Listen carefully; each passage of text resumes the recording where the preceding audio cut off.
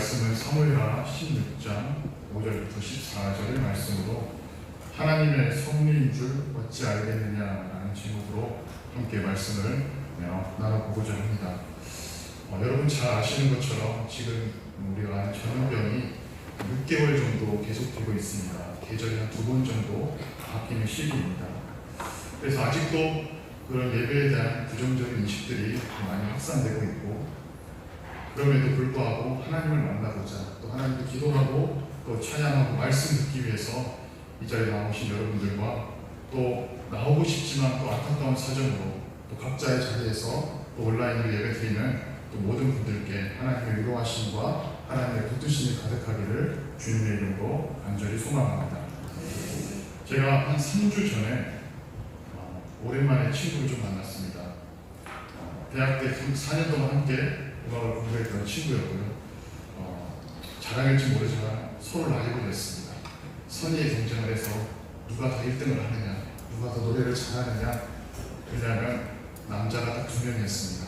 그렇기 때문에 2등을 한다는 것은 꼴등을 하는 것과 다른 것이어서 좀 그랬던 관계였습니다. 그런데 안타깝게도 저는 늘 그 친구의 그늘 아래 있었던 것 같습니다. 너무 잘하는 친구라 아무리 노력을 해도 좀 빛을 볼 수 없이 졸업을 했던 걸로 기억을 합니다. 근데 그 친구를 만났는데 식사를 하다가 이런 대화를 하게 됐습니다.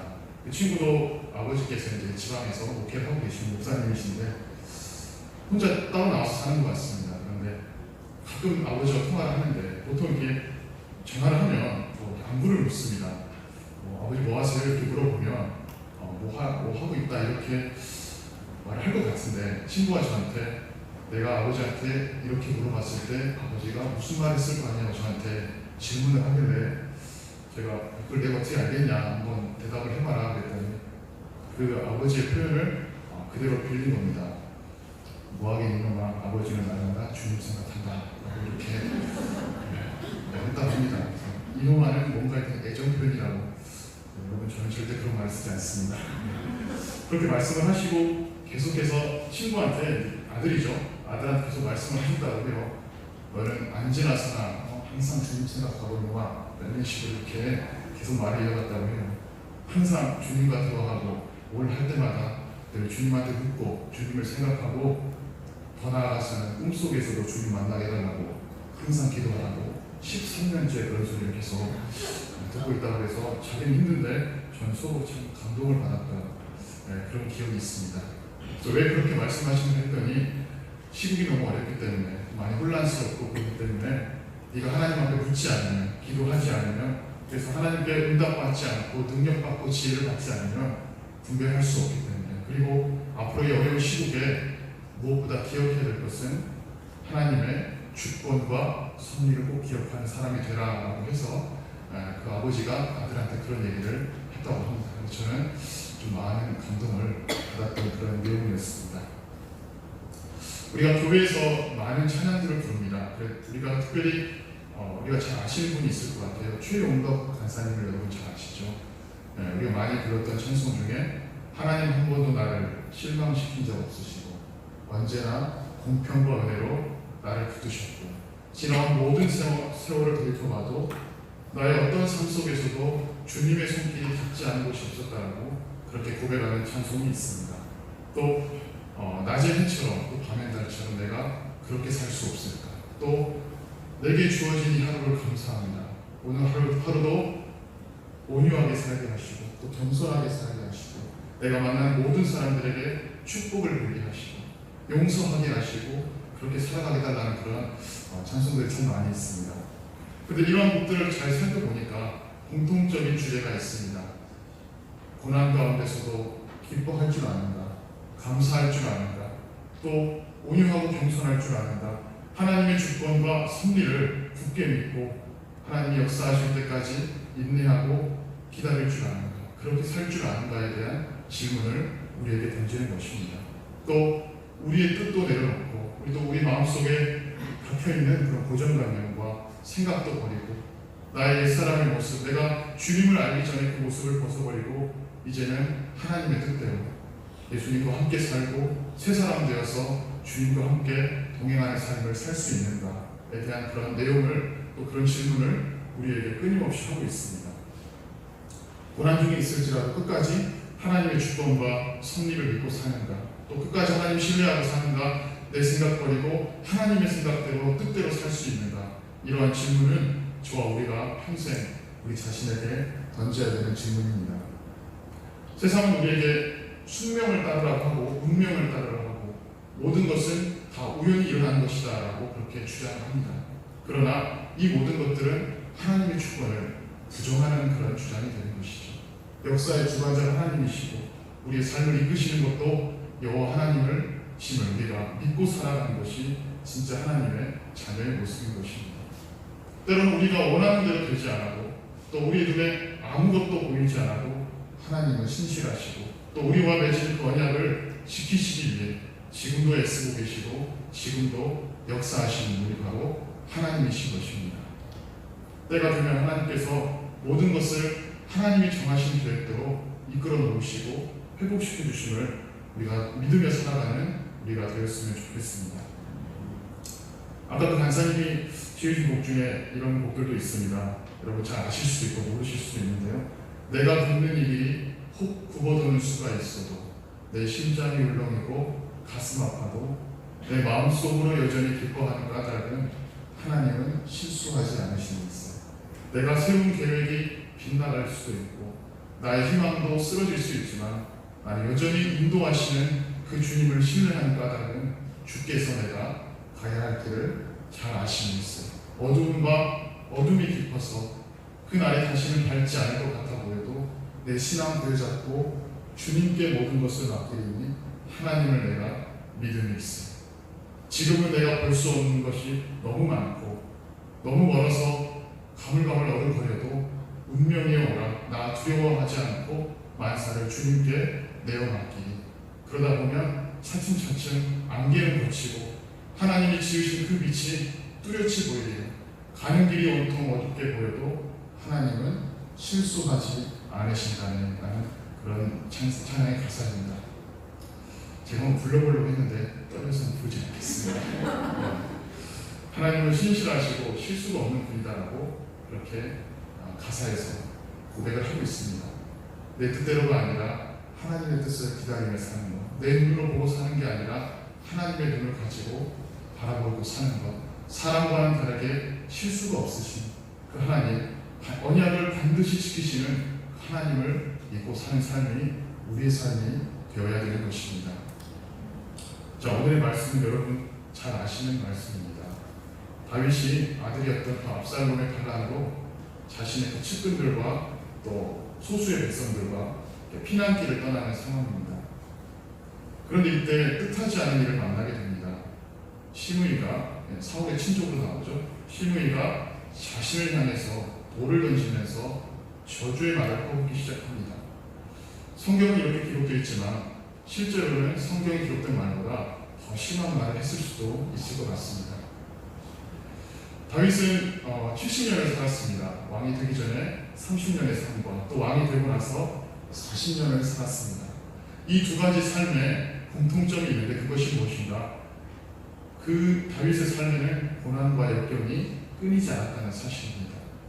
억울한 일도 많이 당했고 또 그 가운데서 하나님만을 온전히 믿고 의지해야 되는 것을 깨닫게 됐고 또 죄를 범하고 실수하고 넘어졌고 그래서 하나님의 책망과 징계를 받으면 또 그 즉시 하나님 앞에 엎드려 회개하고 회개했지만 또 죄의 대가를 치르면서 다시 또 고난을 받게 되고 고난받으면서 또 죄를 발견하여 결국은 하나님의 주권과 섭리를 깨닫게 되는 그런 삶을 살았습니다. 오늘 말씀을 통해서 다윗이 걸어왔던 길을 보면서 우리는 과연 앞으로 닥칠 고난에 어떻게 반응할 것이고 또 어떻게 이겨나갈 것인가에 대해서 한번 말씀을 보고자 합니다. 여러분 잘 아시는 것처럼 다윗에게는 아들이 10명이 있었습니다. 그 중에서도 장자였던 그 암논이라는 왕자가 있습니다. 그리고 서열상 둘째 아들이었던 압살롬이라는 왕자가 있었습니다. 두 아들은 흔히 말해서 어머니가 다른 이복 형제였습니다. 우리가 방송을 보면 잘 알 수 있는 것처럼 어떠한 왕조의 시대가 되었든 왕이 일부 다처제로 살면 어떠한 모습이 펼쳐지겠습니까? 살아남기 위한 피해 전쟁을 하게 됩니다. 어머니 입장에서는 내 뱃속에서 태어난 아들이 왕이 되어야만, 그래야 내가 살 수 있기 때문에, 나도 누릴 수 있기 때문에 그렇게 목숨을 걸고 자식을 왕위에 올리기 위해서 애를 쓰는 경우가 참 많이 있습니다.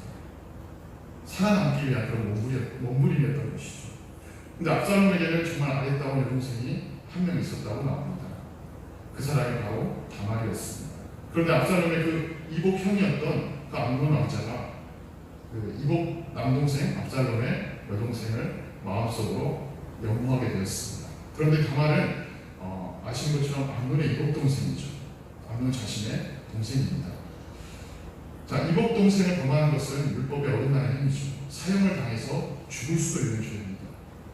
그런데 사무엘하 13장을 보면 이렇게 소개를 하죠. 압살롬에게 아름다운 누이가 있으니라고 소개를 합니다. 그러나 다말을 처음 보는 순간 아마 암논이 반했던 것 같습니다. 설령 그렇게 반했다 할지라도 이것이 하나님의 말씀에 어긋나는 행위이니까 더 이상 이를 진행하지 않고, 물론 죄를 범했지만 마음으로 음욕을 품는 선에서라도 멈췄어야 했습니다. 그런데 이 암논이 그렇게 하지 못했던 것이죠. 흔히 우리가 원하는 것을 이렇게 소유하지 못하면 그것이 사람이 되었든 물건이 되었든 그에 집착하고 좀 병이 생기는 사람들이 있습니다. 네, 암논이 아마 이와 같은 사람이었을 것 같습니다. 결국 이러한 잘못된 생각과 그 욕구를 스스로 다스리지 못하고 결국은 꾀병을 부려서 다말을 또 자신의 신실로 부르게 되고 결국에는 다말을 범하게 됩니다. 심지어는 아버지 다윗 왕조차도 아무런 의심 없이 다말이 암논의 신실로 가는 것을 묵인하였습니다. 결국 암논은 한순간에 그 성적인 죄의 욕구를 통제하지 못하고 죄를 지었고, 죄를 뉘우치기는커녕 다말을 향했던 그 마음이 이제는 증오로 바뀌어서 수치심을 주고 멸시하게 되었습니다. 말씀드린 것처럼 암논의 이 행동은 율법에 따라서 주고마땅한 그런 죄였습니다. 그런데 이상하게도 그 아버지인 다윗은 아들의 죄에 대해서 그 어떠한 처벌도 내리지 않습니다. 사형은 둘째치고라도 어떠한 처벌도 내리지 않습니다. 그냥 그대로 방치해 둔 것과 다름이 없었다는 것이죠. 물론 암논은 다윗의 장자입니다. 장자가 차기 왕권을 이어받아야 된다는 것일 수도 있겠지만 다윗은 암논의 죄를 보면서 어떤 생각을 했겠습니까? 자신의 과거의 모습을 바라봤을 것입니다. 그 아들의 모습이 자기 모습을 거울로 바라보는 그런 기분이었을 겁니다. 사무엘하 11장의 말씀을 통해 알 수 있듯이 다윗이 한순간 영적으로 깨지 못함으로 인해서 그 우리아의 아내였던 밧세바를 범하게 되었습니다. 마치 자신의 아들인 암논이 다말을 범하는 것과 한순간에 그것을 참지 못하고 범하는 것과 마치 동일한 모습이었던 것이죠. 결국 다윗은 밧세바를 범한 것을 멈추지 않고 자신의 죄를 감추기 위해서 그의 남편인 그 우리아를 전쟁을 가장해서 죽입니다. 간음죄도 모자라서 고의적인 살인죄까지 저지르게 된 것이죠. 그러나 다윗이 아들을 보면서 그 과거의 자신의 모습을 바라볼 수밖에 없는 그 다윗의 심정으로 너무나 괴롭고 고통스러웠을 겁니다. 그렇다면 왜 이러한 일이 계속돼서 되물림 되는가? 사무엘하 12장을 보면 하나님께서 나단 선지자를 통해서 다윗에게 내리신 예언 때문이었습니다. 12장 11절과 12절을 보면 여호와께서 또 이와 같이 이르시기를, 보라, 내가 너와 내 집에 재앙을 일으키고 내가 너의 눈 앞에서 내 아내를 빼앗아 내 이웃들에게 주리니 그 사람들이 너의 아내들과 더불어 백주에 동침하리라. 너는 은밀히 행하였으나 나는 이스라엘 앞에서 백주의 이 일을 행하리라 라고 하나님께서 선지자를 통해서 그렇게 말씀을 하셨습니다. 이 말씀이 안타깝게도 하나씩 이루어져 가고 있었습니다. 물론 다윗은 하나님 앞에 철저하게 회개했습니다. 그러나 회개해서 용서를 받았지만 그 죄의 값은 피할 수가 없었던 것이죠. 그래서 여러분, 죄가 무서운 것입니다. 12장 10절에서는 다윗이 하나님을 업신여기고 우리아의 아내인 밧세바를 빼앗아 자신의 아내로 삼았으니 칼이 너의 집에서 영원토록 떠나지 않을 것이다 라고 하나님이 말씀하셨습니다. 그 다윗의 삶에, 그리고 그 다윗의 가정에 피가 떠나지 않는 그러한 삶이 시작되었던 것입니다.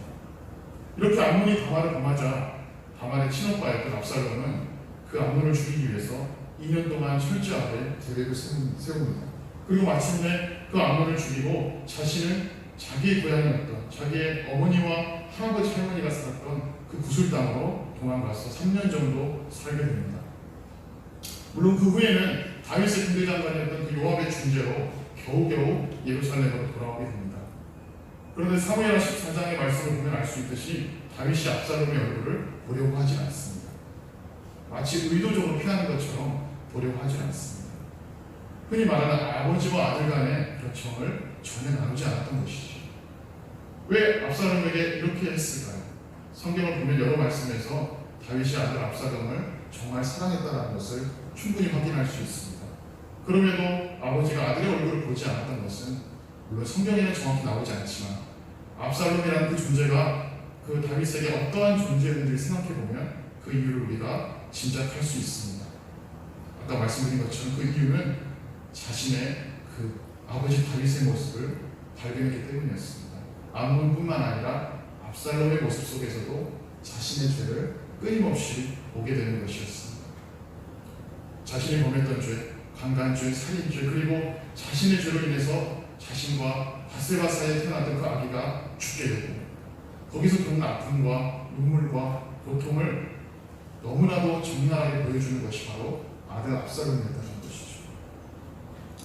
우리가 예를 들어서 한번 보겠습니다. 흔히 가족이나 친구나 또 어떤 사람이 됐든지 간에 내가 가지고 있는 그런 좋은 점, 모두가 인정하는 그런 좋은 점을 상대방이 가지고 있으면 어떻게 되겠습니까? 참 좋을 겁니다. 잘 맞을 거고요.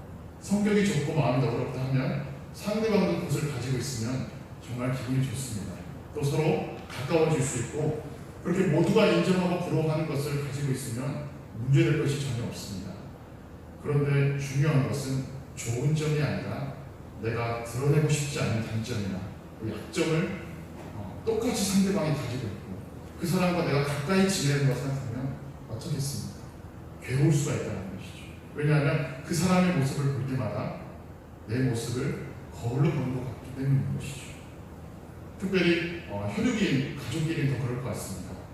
우리가 유전의 법칙이라고 하는 즉 열조로부터 물려가는 것들이 우리는 존재하기 때문에 나의 그런 치명적인 점을 그대로 담게 되면 그러한 모습을 바라보면서 우리는 고통스러울 때가 참 많이 있습니다. 아마 다윗이 아들들을 바라보면서 이런 마음이지 않았을까 생각을 해봅니다. 자신이 하나님 앞에서 범했던 그런 죄악들 그리고 그 죄악의 길을 그 아들 압살롬이 똑같이 걸어가고 있는 것이죠. 압살롬을 발음할 때마다 다윗은 자신의 그 과거의 모습이 주마등처럼 계속 스쳐 지나갔을 겁니다. 그러나 아무리 괴로워해도 어쩔 수가 없습니다. 왜냐? 다윗은 지금 하나님 앞에서 죄값을 치르고 있는 것이죠. 하나님께서 종종 우리 자신과 가까이 있는 사람을 통해서 자신의 죄악된 모습과 너무도 닮아있는 그 사람을 통해서 우리를 하나님 앞으로 나오게 만드십니다. 나를 닮은 누군가를 보면서 그대로 주저앉고 포기하는 것이 아니라 그것을 이겨내고 하나님 앞으로 나와서 회개하기를 원하시는 것입니다. 나를 닮아있는 그 상대방이 곧 나의 모습이고 상대방의 그 모습을 통하여 나의 죄를 발견할 수 있는 것이죠. 그래서 내 자신이 하나님 앞에서는 얼마나 연약한 죄인임을 알고 그래서 우리가 예수님의 그 십자가의 그 피로 덧입혀지지 않으면 그 십자가의 보혈을 용서받고 거듭나지 않으면 우리 사람은 결코 의로워질 수 없고 하나님 앞으로 나올 수 없다는 것을 우리로 하여금 계속 깨닫게 해주시는 것입니다. 결국 다윗이 아들을 계속 외면하자 압살롬은 이제 아버지에 대해서 좋지 않은 감정을 계속 품게 되는 것이죠. 아무리 노력을 해도 이것이 회복이 되지 않았고 나중에 겨우 만나서 화해를 하는 것 같지만 적어도 이 아들은 그 마음은 전혀 진심이 없는 그 형식적인 그런 마음이었던 것이죠. 압살롬은 회개가 없는 사람이었던 것입니다. 자신이 형제를 죽인 것에 대한 최소한의 양심과 반성 그리고 뉘우침도 없던 그런 사람이었던 것입니다. 예루살렘으로 돌아와서도 자숙하고 반성하는 자세가 아니라 더욱더 횡포를 부렸습니다. 다윗 또한 혈육의 점을 이겨내지 못하고 화해를 함으로써 하나님의 공의가 아닌 하나님의 방법이 아닌 인간적인 방법으로 아들과 화해하려고 하는 그런 모습을 보이게 됩니다. 하나님 앞에 그리고 사람 앞에도 회개하지 않고 용서받지 못한 자녀와 임의로 화해하는 것이 문제가 되었던 것입니다. 결국 압살롬은 이제 반란을 일으키게 됩니다. 하나님의 말씀으로 또 하나님의 공의로 이를 처리하지 못한 결과가 압살롬의 반란으로 이어졌던 것이죠. 그러나 이것은 온전한 하나님의 섭리이고 하나님의 주권이었습니다. 계속해서 끊임없는 이런 사건들을 통하여 하나님은 다윗에게 계속해서 죄를 깨닫게 하셨습니다. 그 죄를 짓는 그 대가가 얼마나 무서운 것인지 깨닫게 해주시고 보여주시는 것이었습니다. 우리가 사랑이라는 말을 자주 합니다. 그러나 회개가 없는 사람, 공의가 없는 사람, 깨우침이 없고 기준이 없는 사람은 결국 그 사람을 병들게 하는 것입니다. 그리고 잘못된 길로 인도할 수 있다는 것이죠. 하나님은 죄인을 사랑하는 것이 아니라 회개하여 돌이키는 죄인을 용서하시고 사랑하는 분입니다. 이렇게 압살롬의 반란을 준비하는데 성경은 압살롬을 어떻게 소개하는가? 온 이스라엘 가운데서 압살롬같이 아름다움으로 크게 칭찬받는 자가 없었으니 그는 발바닥부터 정수리까지 흠이 없음이라고 되어 있습니다. 도대체 어떠한 외모를 가져야 발바닥부터 정수리까지 흠이 없는 건지 한번 생각해 볼 수가 있을 것 같습니다. 자, 이러한 압살롬이 이스라엘 백성들의 마음을 얻기 위해서 철저하게 준비를 합니다. 백성들의 마음을 얻죠. 백성들의 억울한 것들을 풀어주고요. 그런 것들을 발벗고 나와서 해결해주고 누구가 시키지도 않았는데 스스로 그런 모습을 보입니다. 그 어떠한 대가도 보상도 바라지 않고 이러한 노력을 계속하게 되는 것이죠. 그렇게 하다 보니 결국은 이스라엘 백성들의 마음이 서서히 압살롬 쪽으로 기울게 됩니다. 그리고 성경은 압살롬이 이스라엘 사람들의 마음을 훔쳤다라고 그렇게 표현을 합니다. 도적했다, 도둑질했다 이런 식으로 표현을 하게 되는 것이죠. 자, 이런 압살롬의 모습을 만약 하나님이 보신다면 어떻게 평가하시겠습니까? 자신이 마치 왕이라도 된 것처럼 하나님은 아무런 말씀도 하지 않으셨고 기름 부음도 하지 않으셨는데 형제를 죽이고 아버지를 위협해서 결국은 그 자리를 대신하려고 하는 것이었습니다. 이스라엘의 왕은 단순한 왕이 아닙니다. 하나님이 친히 통치하신 나라의 왕으로서의 역할뿐 아니라 또 영적인 지도자로서 또 선지자라는 그런 거룩한 사명을 감당하는 그런 자리인 것이죠. 그런 자리를 하나님의 뜻과 상관없이 자신 마음대로 그렇게 차지하려는 그런 모습을 보였다는 것입니다. 심지어는 하나님의 백성들마저도 거짓된 말과 행동으로 현혹하는 죄를 범하게 됩니다. 이렇게 반란을 준비하면서 압살롬은 마치 아버지 다윗이 했던 것처럼 자신도 헤브론에서 자신이 이스라엘 왕을 선포했습니다. 성경은 많은 이스라엘 백성들이 반란을 일으킨 압살롬의 편에 섰다라고 기록을 하고 있습니다. 그 와중에 다윗의 부인이었던 그 밧세바의 할아버지, 자신의 조력자와 같았던 아히도벨마저도 배신을 하게 됩니다. 이런 일들이 계속 생기게 됐습니다. 하나님께서는 계속해서 다윗에게 죄의 모습을 보여주시면서 하나님을 더욱 찾고 의지하게 하셨습니다. 결국 압살롬의 반란으로 다윗은 한순간에 도망자 신세가 되어버립니다. 자신을 따랐던 그 소수의 신하들만 데리고 피난길을 가게 되죠. 그 와중에 이스라엘 초대 왕이었던 사울의 친족 시므이를 만나게 되었습니다. 우리 입장에서 바라보면 별로 반갑지 않은 그런 만남이었습니다. 그런데 이 시므이가 다윗을 향해서 저주를 뽑기 시작을 합니다. 저주의 말을 하면서 돌로 던지고요. 그렇게 핍박을 합니다. 그리고 계속해서 따라다니면서 저주를 합니다. 오늘 16장 7절과 8절을 세 번역 성경은 이렇게 말을 합니다. 시므이가 다윗을 저주하여 말하였다. 영영 가거라. 이 피비린내 나는 살인자야. 이 불안당 같은 자야. 내가 사울의 집안 사람을 다 죽이고 그의 나라를 차지하였지만 이제는 주님께서 그 핏값을 모두 너에게 갚으실 것이다. 이제는 주님께서 이 나라를 너의 아들 압살롬의 손에 넘겨주셨다. 이런 형벌은 너와 같은 살인자가 받아야 될 재앙이다 라고 저주의 말을 했던 것이죠. 그러나 이 시므이의 주장은 근거가 없는 주장이었습니다. 다윗은 단 한 번도 사울 왕과의 그 언두로도 함부로 외친 적이 없습니다. 사울의 왕권에 욕심낸 적이 없습니다. 왕이 전사했을 때 그 누구보다 가슴 아파했고 통곡했던 사람이었습니다. 사울 왕을 피해서 도망자로 살아갈 때도 사울 왕을 단칼에 죽일 수 있었습니다. 그러나 자신을 따르던 신하들조차 죽이자고 했지만 다윗은 함부로 칼을 휘두르지 않았던 것입니다. 왜 사울을 죽이지 않았는가? 사울 왕도 하나님께서 친히 기름을 부어서 세우신 그런 왕이었기 때문이었습니다. 심판은 하나님의 몫이라는 걸 알았던 것이죠. 재판관은 자신이 아니라 하나님이심을 알고 있었던 것입니다. 자, 그런데 이렇게 계속 시므이가 저주를 퍼붓자 그 신하였던 아비새가 이렇게 반응을 합니다. 9절 말씀 보시면 그러자 수리아의 아들 아비새가 왕에게 아뢰었습니다. 죽은 개가 높으신 임금을 저주하는데 어찌하여 그냥 보고만 계십니까? 내가 당장 건너가서 그의 머리를 잘라버리겠습니다 라고 합니다. 어찌 보면 당연한 반응입니다. 신하 입장에서는 자기가 섬기는 왕한테 감히 그렇게 저주를 하는데 이렇게 반응한 것이 너무도 자연스러운 일입니다. 그리고 아무리 도망자 신세여도 다윗은 하나님께서 세우신 나라의 왕이었습니다. 그리고 이 왕을 저주하는 것 사형에도 처할 수 있는 죄였습니다. 다윗 왕을 저주하는 것 어쩌면 다윗 왕을 세운 하나님을 저주하는 것과 다름이 없는 것이었습니다. 그런데 누구보다도 크게 분노하고 화를 내서 시므이를 당장에 죽여야 될 그 다윗은 어떻게 반응을 하는가? 오늘 본문의 말씀 보면 다윗의 모습을 통해서 왜 하나님께서 다윗을 크게 사용하셨고 이스라엘 성군이라고 했으며 하나님의 마음에 합한 자라고 했는가? 그렇게 칭찬하셨는지를 우리가 알 수 있는 것이죠. 10절과 12절의 말씀을 통해서 우리가 알 수 있는 것은 무엇인가? 첫 번째로는 다윗은 시므이가 자신을 향해 저주의 말을 하고 돌을 던지고 핍박하는 모습을 보면서 어떠한 생각을 했는가? 자신을 돌아보게 되었다는 것이죠. 다윗은 지금 도망가고 있습니다. 매우 괴로운 상황이죠.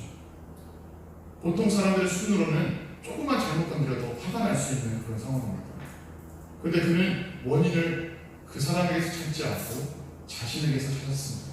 두 번째로는 자신이 하나님 앞에서 너무도 악한 죄를 범했고 나의 죄로 인해서 내가 벌을 받는 거라서 어찌 보면 내가 저주를 받는 것이 당연한 것이고 내 죄가 얼마나 크고 무서운 죄인지를 그 시므이를 통해서 하나님께서 깨닫게 해주심을 믿고 확신했던 것이죠. 우리 신앙도 마찬가지입니다. 우리가 지금 다윗과 같은 신앙이 필요하다 생각이 됩니다. 물론 우리가 소유하기에는 너무 어려운 모습이지만 우리가 그렇게 살려고 힘써야 되는 것입니다. 누군가의 행동을 보면서 우리가 그 모습을 자신의 걸로 삼을 수 있는 그런 믿음이 우리에게 필요합니다. 여러분 앞에 서 있는 저도 참 어려워하는 일 중에 하나입니다. 그 누군가의 부족한 모습, 그 죄악된 모습을 보면서 나도 저럴 때가 있었구나. 나도 하나님 앞에서 행위로는 드러나지 않더라도 은밀하게 생각으로는 마음으로는 수십 번, 수백 번씩 악을 행하며 살았었구나. 우리에게도 그 시므이와 같은 모습이 얼마든지 담겨있다는 것이죠. 또한 우리 주변에도 이와 같은 모습들로 우리에게 다가오는 사람들이 너무나 많다는 것이죠. 그럴 때 우리 어떻게 해야 되는가? 회개하는 것 외에는 답이 없습니다. 하나님께서 우리에게 이런 고통을 주시는 것은 단순한 고통으로 우리를 힘들게 하시는 게 아니라 이 모습을 보여주시면서 하나님 앞에 나와서 엎드려서 회개하고 죄사함을 받아서 하나님의 긍휼을 구하고 은혜를 구하고 회복을 구하라는 뜻입니다. 핍박과 저주가 고난 속에서 사람의 말에 집중하는 것이 아니라 잠잠히 하나님을 보고 하나님의 음성을 듣고자 힘쓰는 우리 모두가 되었으면 좋겠습니다. 저주를 받을 때 더 이상 아마도 하나님께서 나단 선지자를 통해 내리셨던 그 예언의 말씀이 계속해서 떠올랐을 겁니다. 자신이 죄를 범했던 것, 그것을 계속 떠올렸을 겁니다. 물론 자신은 침상에 눈물이 가득할 때까지 회개했지만 그 회개했지만 죄값을 치렀는데 그 회개의 열매가 무엇이었습니까? 자신이 범한 죄의 대가를 온전히 감당하는 것이었습니다. 자신의 잘못을 인정하고 받아들이는 그 겸손한 마음이 진정한 회개하는 자의 모습이었습니다. 세 번째로는 하나님 앞에서 진정으로 회개한 자는 겸손해진다는 것입니다. 또 겸손한 자는 한 단계 나아가서 너그러운 마음을 갖게 됩니다.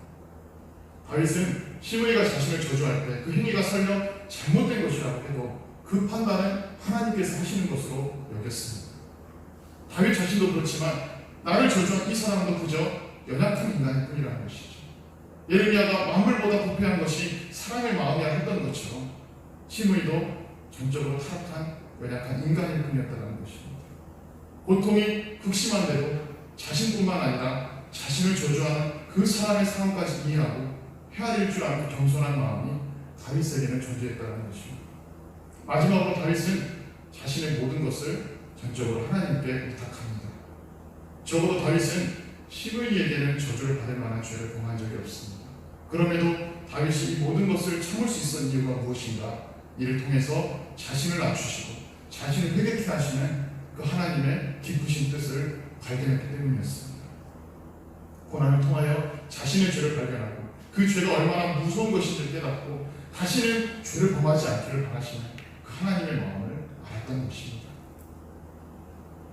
다윗이 진정으로 죄를 뉘우치고 회개했고 그 회개의 열매, 회개한 사람의 진짜 모습이라는 것을 이를 통해 발견할 수 있습니다. 사랑하는 여러분, 우리에게 다가오는 고난에는 다 이유가 있습니다.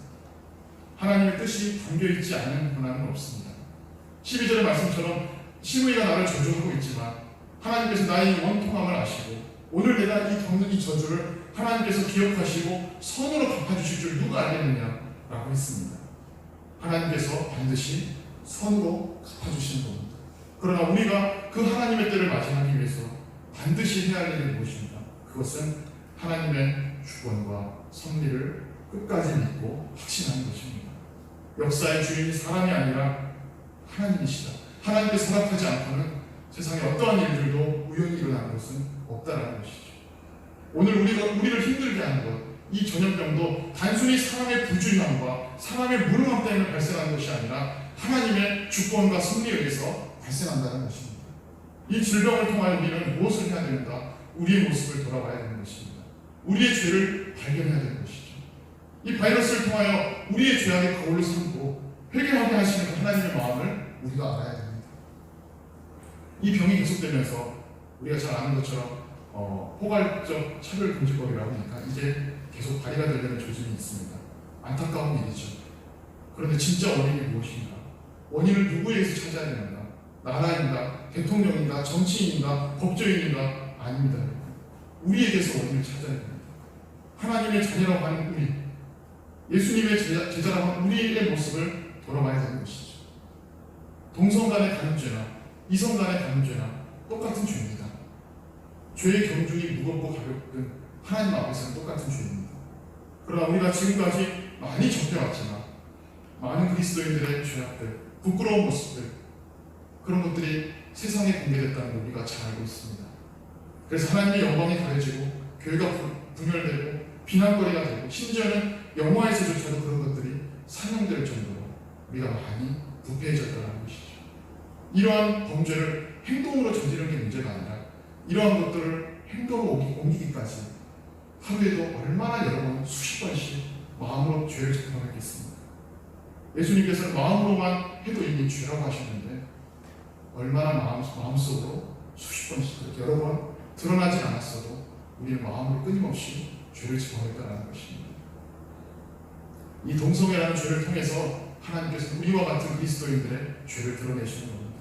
우리의 그 부족한 모습들, 죄의 모습들을 드러내셔서 스스로 낮추고 회개하여서 악한 길에서 돌이키고 몸과 마음을 거룩하고 정결하게 하기를 원하시는 겁니다. 그 옛사람의 모습 벗어버리고 이제는 정말로 변화되어서 회개하고 깨달아서 진정으로 예수님을 닮아가는 그 삶을 우리에게 살아가라고 요구하시는 겁니다. 이 병 때문에 아직도 예배를 드리는 것에 부정적인 여론이 강합니다. 눈에 보이는 여러 가지 이유가 있습니다. 그런데 이 또한 원인은 우리에게 있는 것입니다. 나라를 탓할 것도 아닙니다. 그 어느 누구도 탓할 것이 아니죠. 우리가 지금까지 드려왔던 예배를 한번 잘 점검해 보라는 것입니다. 정말 우리의 예배가 하나님 앞에 어떠한 모습으로 비춰졌는지, 정말 하나님께서 기쁨으로 받으시는 그런 예배였는지. 1년에 우리가 예배 드린 횟수가 100번은 넘습니다. 그런데 이것이 이사야의 말씀처럼 그저 형식적인 예배인가? 종교 의식인가? 마당만 밟고 가는 예배인가? 생각해 봐야 되는 것입니다. 호세아 선지자는 우리에게 여호와께 돌아가자라고 외쳤습니다. 내가 너희들에게 바라는 것, 즉 하나님께서 우리들에게 바라는 것은 변함없는 사랑이지 제사가 아니다. 너희들이 불쌍해서 바치는 제사보다 너희가 나 하나님을 아는 것을 더 원한다라고 하셨습니다.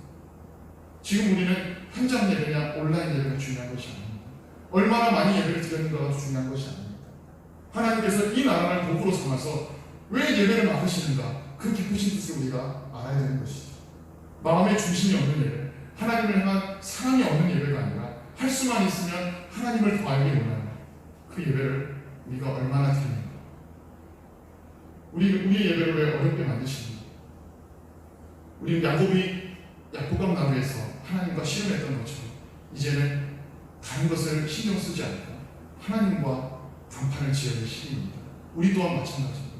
이제는 어떤 사람의 말에 옳고 그름을 떠나서 이것을 따질 시간에 우리는 하나님 앞에 엎드리는 것이 하나님의 자녀로서 할 수 있는 유일한 일인 것이죠. 세상은 하나님의 법과 어긋나는 법을 자꾸 만들려고 합니다. 우리가 에베소서 5장 말씀을 보면 음행하는 자 결코 그리스도와 하나님의 나라의 기업을 얻지 못할 것이라고 했죠. 그런데 우리나라 법은 어떻습니까? 간통죄가 폐지된 지 너무나도 오래되었습니다. 그래서 우리는 세상을 따를 수가 없는 것이죠. 세상이 합법이라고 해서 합법이 아니라 하나님이 합법이라고 해야 합법인 것입니다. 이러한 현실 속에서 우리가 무엇을 할 수 있는가? 세상 사람들처럼 분열하고 갈등하는 것이 아니라 하나님의 뜻대로 행하는 자 모든 것이 합력하여 손을 이루라 하였으니 우리 교회가 한마음 한뜻이 되어서 하나님의 뜻을 묻고 우리의 모습 점검하고 우리의 죄를 점검하고 회개하는 삶이 되었으면 좋겠습니다. 우리는 그 하나님의 주권과 섭리를 믿고 어려운 시기에 다윗처럼 하나님의 뜻을 발견하고 우리가 습관처럼 범하고 마음으로 버려야 할 그 모든 죄를 깨닫게 하시는 그 하나님께 감사합니다. 그래서 하나님께서 이 예배를 완전히 막지 않으시고 기회 주실 때 기도하고 회개하여서 모세처럼 또 오늘 다윗처럼 하나님 앞에 엎드릴 수 있는 우리 모두가 되길 소망합니다. 하나님께서 우리에게 이런 과제를 주시는 것 우리를 버리시기 위함이 아니라 회복시켜 주셔서 정말 더 이전보다 더 많은 축복과 은혜를 우리에게 주시고 우리와 하나님과의 막혔던 그 관계를 회복시켜 주실 것입니다. 우리 자신에게 원인을 찾고 하나님 앞으로 나아가서 능력과 지혜를 구함으로 우리의 유일한 소망이 되시는 또 기쁨이 되시는 그 예수님께 붙들려 살아가는 저와 여러분 되시기를 주님의 이름으로 축원합니다.